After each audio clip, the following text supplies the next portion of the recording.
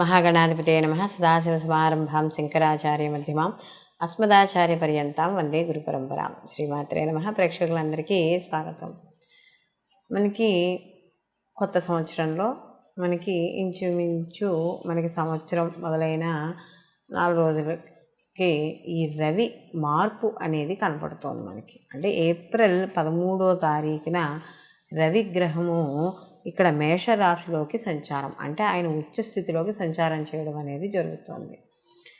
అయితే రవి ఎప్పుడైతే తన ఉచ్చక్షేత్రంలోకి వెళతాడో ప్రతి గ్రహము కూడా అక్కడ మనకి మార్పు చెందినప్పుడు కొన్ని శుభ ఫలితాలు, కొన్ని అశుభ ఫలితాలు ప్రతి రాశికి ఉండడం అనేది జరుగుతుంది. అయితే ఇప్పుడు 12 రాశుల వారికి ఈ యొక్క రవి గ్రహ మార్పు వల్ల శుభాశుభ ఫలితాలు ఏ విధంగా ఉంటాయి అనే విషయాన్ని తెలుసుకుందాం. అలాగే ఈ 12 రాశుల వారికి కూడా ఎటువంటి ఏవైనా అంటే వాళ్ళకు ఉండే దోషాలను అనుసరించి వాళ్ళు ఇటువంటి రెమెడీస్ని పాటించడం ద్వారా వాళ్ళకి అనుకూలమైన ఫలితాలను పొందుతారు. ఇలాంటివన్నీ కూడా మనం ఇప్పుడు ఈ వీడియోలో తెలుసుకుందాం. సింహరాశి వారికి కానీ చూసుకున్నప్పుడు వీళ్ళకి అంటే ఈ సింహరాశి వాళ్ళకి కానీ చూసుకున్నప్పుడు ఈ యొక్క రాశ్యాధిపతి అయిన రవి వీళ్ళకి 9వ స్థానంలో సంచారం చేయడం, అందులో ఉచ్చ స్థితిలో ఉన్నాడు. అంటే వీళ్ళకి రాశ్యాధిపతే వెళ్ళి ఉచ్చ స్థితిలో ఉన్నాడు, 9వ స్థానంలో ఉన్నాడు. అంటే స్థానము మంచిది కాదు, ఆయన ఇచ్చే స్థానము శుభ ఫలితాలను ఇవ్వకపోయినా కూడా ఉచ్చ స్థితిలో ఉన్నాడు కాబట్టి కొంత అనుకూలత అనేది లభిస్తుంది. ఎందుకంటే రాశ్యాధిపతే కాబట్టి కొంత అపకీర్తులు ఏమైనా ఉన్నా కూడా అవి తగ్గడము, అలాగే కాస్త చిన్న చిన్న గొడవలకి అంటే ఏదైనా వివాదాలకు దూరంగా ఉంటే కలహాలు రావు. కాబట్టి మాట్లాడే మాటల విషయాల్లోనూ అనవసరమైన వృధా ప్రయాసల అనవసరమైన ఎక్కువగా అంటే ఏదైనా ఒక చిన్న విషయంలో చెప్పదలుచుకున్నది అనవసరంగా పెద్దగా చెప్పడం వల్ల ఏమవుతుంది అంటే దాంట్లో అక్కర్లేని మాటలు దొల్లడం అనేది ఉంటుంది. కాబట్టి అలాంటి విషయాలకి దూరంగా ఉండడం అనేది మంచిది. అలాగే కొంత బంధువులకి మిత్రులకి దూరంగా ఉండవలసి వస్తుంది. వృత్తి ఉద్యోగ వ్యాపారాల రీత్యా కావచ్చు, ఏ రకంగానైనా సరే కొంత దూరం అనేది ఉంటుంది. అప్పుడప్పుడు మనోవిచారం అనేది లభిస్తుంది. అయితే మనోవిచారం అనేది ఉన్నా కూడా ఇక్కడ రవి ఎప్పుడైతే రాశ్యాధిపతి ఉచ్చలో ఉన్నాడో ప్రభుత్వ రంగంలో పనిచేసే వాళ్ళందరికీ కూడా కాస్త ఊరట లభించడం, చివరికి ఏవైతే పనులు అనుకున్నారో కొంత మానసిక ఒత్తిడికి లోనైనా కూడా పనులు పూర్తి చేసుకోవడం అనేది మాత్రం ఖచ్చితంగా జరుగుతుంది.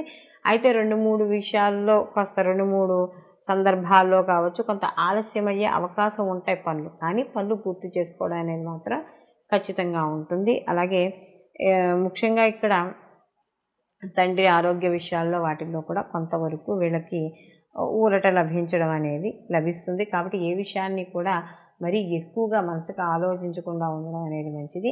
రాజకీయ పరంగా ఎవరైతే ఉన్నారో వాళ్ళకి సామాన్యమైన ఫలితాలు గోచరిస్తున్నాయి.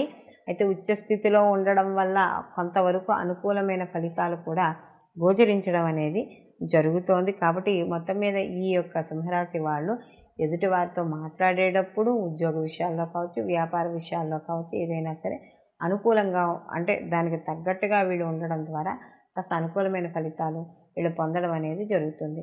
వీళ్ళు మరిన్ని మంచి ఫలితాలు పొందడానికి వీళ్ళు ప్రతిరోజు కూడా తప్పనిసరిగా ఆదిత్య హృదయాన్ని 3 సార్లు పారాయణ చేయడము, ప్రతిరోజు కూడా వీళ్ళు కూడా రాగి చెంబులో కాస్త ఎర్రటి పుష్పాలు వేసి సూర్యుడికి అర్ఘ్యం ఇవ్వడం ద్వారా కొంత మానసిక వైకల్యం ఏదైతే ఉందో అది తగ్గడం అనేది జరుగుతుంది. ఆరోగ్య విషయాల్లో కూడా వృద్ధి పొందడం అనేది జరుగుతుంది. అయితే మనం ఇప్పుడు 12 రాశుల్లో మనకి ఏ రాశికి ఆ రాశి గురించి రవి యొక్క మార్పు గురించి చెప్పుకున్నాం. మారడం వల్ల అసలు సహజంగా రవి ఆత్మకారకుడుగాను, అలాగే రవి గ్రహాల్లో కల్లా రాజుగాను చెప్పడం అనేది జరుగుతుంది. రవి సహజంగా ప్రభుత్వ ఉద్యోగస్తులకి ప్రభుత్వ పరంగాను, న్యాయపరంగాను, అలాగే ఎవరైతే ఈ ప్రభుత్వ రంగాల్లో పనిచేసే ఉన్నత అధికారులు, రాజకీయ పరంగాను ఇలా అన్నింటికీ కూడా ఈ యొక్క మనకి రవి కారకుడు. ఎందుకంటే రవి అనేటప్పటికీ రాజు అంటే ఏమిటి? దర్పం. తన యొక్క అంటే ఒక దర్పంగా మాట్లాడడం, ఒక అధికారికంగా మాట్లాడడం, ఇలాంటివన్నింటికీ కూడా రవి కారకుడిగా చెప్తాం.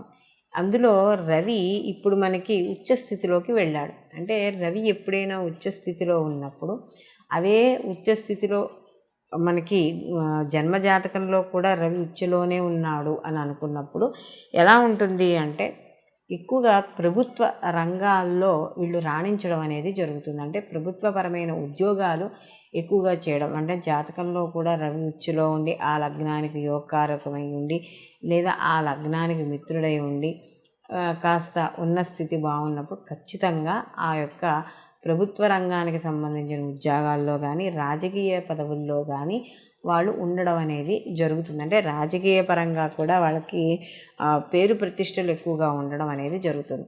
అదే ఈ యొక్క జాతకంలో కానీ ఈ యొక్క రవి ఉచ్చస్థితిలో ఉంటే, మగపిల్లవాడికి కానీ పుట్టిన సమయానికి ఉచ్చస్థితిలో కానీ ఉంటే ఆ తండ్రికి బాగా కలిసి వస్తుంది అని చెప్తారు. అందుకనే చూడండి, ఎవరైనా కొంతమంది మగపిల్లలు పుట్టంగానే తండ్రికి ప్రమోషన్లు కానీ, లేకపోతే ఏదైనా ఉద్యోగం మారడం కానీ, అంటే జీతం పెరగడం కానీ ఇలాంటివి ఎక్కువగా కనబడుతూ ఉంటాయి. లేదా ఏదైనా తరతరాల నుండి వచ్చే ఆస్తుపాస్తులు కలిసి రావడం కానీ ఇలాంటివి మనకి చూస్తూ ఉంటాం. కొన్ని జాతకాలలో మా అబ్బాయి పుట్టంగానే మాకు కలిసి వచ్చిందండి అని చెప్తూ ఉంటారు.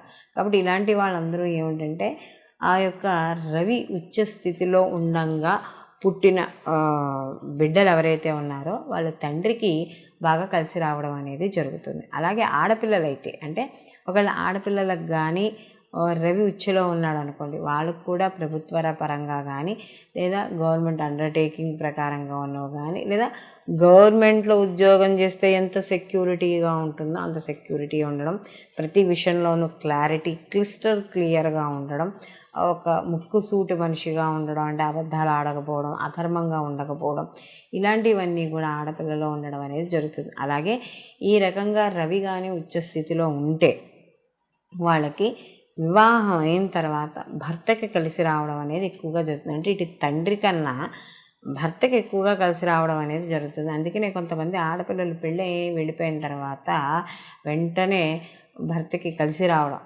అంటే ఉద్యోగాల్లో మార్పులు, మంచి కలిసి రావడం, వ్యాపారంలో కూడా కాస్త కలిసి రావడం. చూడండి, ఆ ఇంటి లక్ష్మి అండి ఆవిడ, ఆ అమ్మాయి వచ్చిన తర్వాత కలిసి వచ్చింది అని చెప్తారు. కాబట్టి ఇవన్నీ కూడా మనకి రవి జన్మజాతకంలో ఉచ్చులో ఉన్నప్పుడు కలిగే పరిణామాలుగా మనం చెప్పుకోవచ్చు. కాబట్టి ఈ విధంగా రవి ఉచ్చస్థితిలో ఉండడం వల్ల మనకి ఇంతకు ముందర ఏ రాశికి ఆ రాశి అయితే ఏవైతే చెప్పుకున్నామో అటువంటి ఫలితాలు గోచార ఫలితంగాను, ఇప్పుడు మనం చెప్పుకునేది జన్మజాతక ప్రకారం రవి ఉచ్చులో ఉండడం వల్ల ఈ యొక్క ప్రభుత్వ రంగానికి, రాజకీయ రంగాల వారికి, అధికారులకి, అధ్యాపకులకి, వీళ్ళందరికీ కూడా కాస్త అనుకూలంగా ఉండడం అనేది జరుగుతుంది. సర్వే జన సుఖినో భవంతు, లోకా సంస్థ సుఖినో భవంతు.